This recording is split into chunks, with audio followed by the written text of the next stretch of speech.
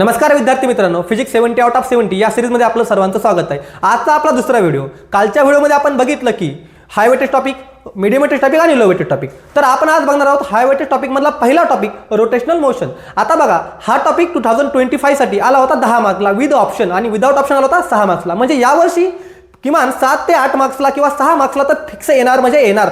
खूप important topic आहे विद्यार्थी मित्रांनो। तर बघा, मी काय केलेलं आहे या ठिकाणी, ह्या क्वेश्चन्स, त्याचे मार्क्स किती वेळा रिपीट झाला आणि त्याचं इयर हे सगळं इथं लिहिलेलं आहे। तसंच बघा तुम्ही आता for example define moment of inertia state and prove parallel axis theorem किती मार्क्सला आलाय? 3 किंवा 4 मार्क्सला। किती वेळा रिपीट झालाय? 8 वेळा रिपीट झालाय।